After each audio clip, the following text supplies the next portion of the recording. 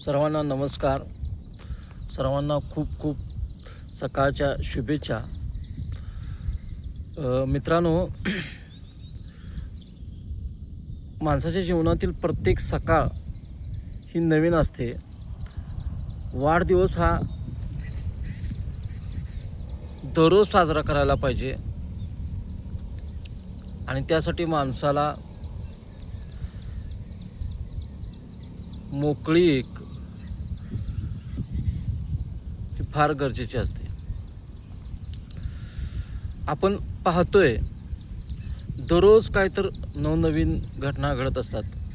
त्याच्यामध्ये आपण बघितलं या महिन्याभरामध्ये कॉकरोच जनता पार्टीचं आंदोलन आणि घडलेल्या घटना. आता त्याचबरोबर इथेनॉल, पेट्रोलमधील इथेनॉल वाढीवरून एक नवीन E20 जनता पार्टी नावाची पार्टी सध्या खूपच चर्चेत आलेली आहे आणि लोक लाईक करत आहेत.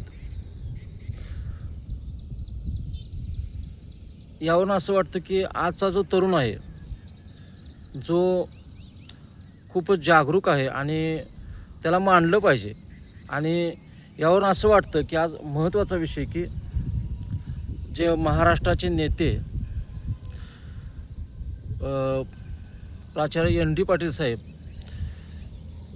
त्यांनी जे मोठं काम केलं आपल्या कारकिर्दीमध्ये आणि नो सेटलमेंट, कोणतंही नो सेटलमेंट अशा माध्यमातून त्यांनी कोल्हापूरचा टोलचा प्रश्न असेल किंवा SEZचा जो मुद्दा असेल,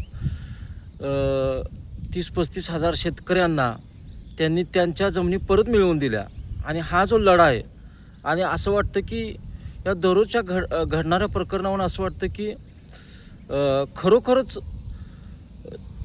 एक जनतेतला भाई जागा झालेला आहे. असं वाटतंय की या तरुणांच्या माध्यमातून त्यांचा नवीन जन्म झाला आहे की असं काय वाटतं. असं वाटत आहे की ह्या 15 वर्ष ते 20 वर्ष ह्या झोपलेल्या लोकांच्यामधून परत आज भाई या जगामध्ये, ND पाटील साहेब या जगामध्ये नाही आहेत, पण त्यांची जी विचार आणि प्रेरणा घेऊन परत ह्या तरुणांनी या चुकीच्या कामांच्या विरोधात एक चांगलीच फळी तयार केली आहे आणि त्या फळीला खरोखर आपण मांडलं पाहिजे.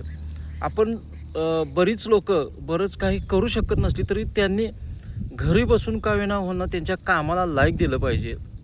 आता बघा ना की आपण पाहतो की नुकतंच हे आंदोलन शांत झालं तोपर्यंत E20चा विषय म्हणजे हळूहळू पसरत आहे. मग मला असं म्हणायचं आहे की असे प्रत्येक विषय आहेत, अशा प्रत्येक विषयाला एक पार्टी, प्रत्येक विषय जर तरुणांनी जर चर्चेत आणला तर नक्कीच याच्यामध्ये सुधारणा होतील. आणि ह्या सुधारणा ह्या सगळ्यांच्यासाठीच महत्त्वाच्या आहेत. म्हणजे आता समजा आपण नीटच्या प्रकरणावरून जे आंदोलन झालं, धर्मेंद्र प्रधानांचा राजीनामा झाला आणि मग त्याच्यानंतरनं शैक्षणिक व्यवस्थेमध्ये जो आपल्याला बदल, नवीन कायदे नियम जे अंमलात आणलेले आपण दिसून आहोत, यामुळे सर्वांचाच फायदा होणार आहे. तसंच E20च्या माध्यमातून, आंदोलनाच्या माध्यमातून अनेक फायदे होणार.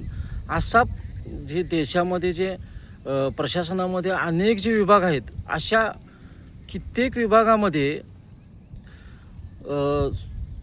जोराची लूट चालू असते. आणि या तरुणांनी जर ह्या अशा पद्धतीनं जर का, वेगळ्या पद्धतीनं जर का, लोकशाही पद्धतीने जर चांगल्या पद्धतीनं हे जर मुद्दे पुढे आणले तर खरोखरच ही एक आनंदाची बातमी आहे, आनंदाची गोष्ट आहे. म्हणूनच पण ह्या सगळ्या गोष्टी सावधगिरीनं आणि शांततेच्या मार्गाने करणं गरजेचं आहे.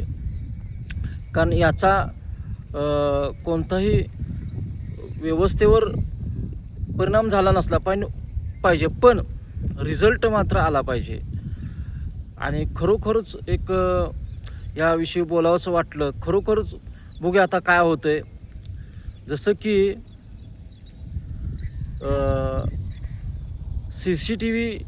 CCTV लावलेला असतो, त्याच्या खाली लिहिलेलं असते बघा, आपण CCTVच्या निगराणीखाली आहात. तसं या देशातला तरुण जागृत झालेला आहे आणि त्याच्या निगराणीखाली हे सगळे नेते वावरत आहेत का असं वाटू लागलेलं आहे.